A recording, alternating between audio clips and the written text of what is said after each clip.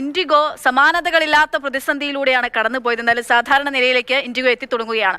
ഇന്ന് അർദ്ധരാത്രിയോടെ 1650-ലധികം സർവീസുകൾ പൂർത്തിയാക്കുമെന്ന് കമ്പനി അറിയിച്ചിട്ടുണ്ട്. ബാധിക്കപ്പെട്ട യാത്രക്കാർക്കുള്ള റീഫണ്ട് നൽകാനുള്ള സമയപരിധിയും പൂർത്തിയായിരിക്കുന്നു. അതേസമയം കമ്പനിക്കെതിരെ കടുത്ത നടപടി ഉണ്ടാകുമെന്നുള്ള സൂചനയുമായി DGCA രംഗത്തെത്തിയിട്ടുണ്ട്.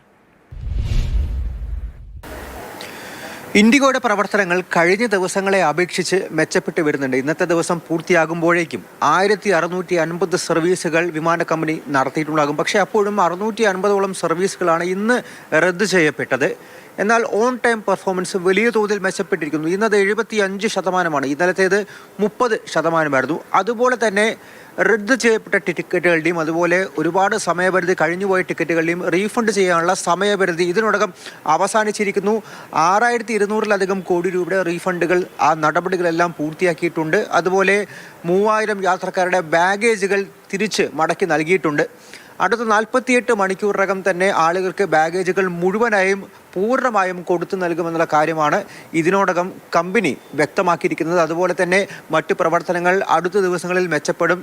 10-ാം തീയതിയോട് കൂടി തന്നെ പഴയ രീതിയിൽ മുഴുവനായിട്ടും ഇൻഡിഗോയുടെ വിമാനങ്ങളെല്ലാം തന്നെ 2400ഓളം സർവീസുകളും വീണ്ടും സർവീസുകൾ പുനരാരംഭിക്കും എന്നുള്ളൊരു കാര്യം തന്നെയാണ് വ്യക്തമാക്കിയിരിക്കുന്നത്. പക്ഷേ DGCA നൽകിയിട്ടുള്ള കാരണം കാണിക്കൽ നോട്ടീസ്, അത് CEO പീറ്റർ എൽബേഴ്സിനായാലും അതുപോലെ രണ്ടാമത്തെ ഒരു നോട്ടീസ് കൂടെ നൽകി. അത് കമ്പനിയുടെ COO ചീഫ് ഓപ്പറേറ്റിംഗ് ഓഫീസർക്കാണ്. ഇത് രണ്ടിനും 24 മണിക്കൂറാണ് സമയപരിധി. കഴിഞ്ഞ ദിവസം ഒരു യോഗം നടന്നിരുന്നു. DGCAയും വ്യോമയാന മന്ത്രാലയവും അതുപോലെ ഇൻഡിഗോ കമ്പനി അധികൃതരുമായി. അതിൽ ഈ CEO പീറ്റർ എൽബേഴ്സ് അടക്കമുള്ളവർ പങ്കെടുത്തിരുന്നു. അതിൽ ഒരു വീഴ്ച പറ്റി എന്നുള്ള കാര്യം ഇൻഡിഗോ തുറന്ന് സമ്മതിച്ചിരിക്കുകയാണ്.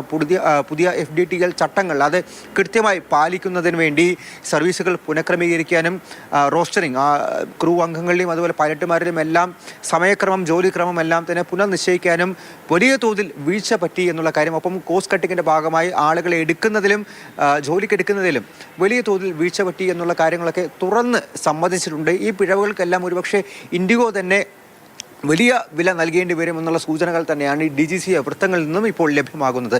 ഡൽഹിയിൽ നിന്നും അർജുൻ പീതാംബരൻ, മാതൃഭൂമി ന്യൂസ്.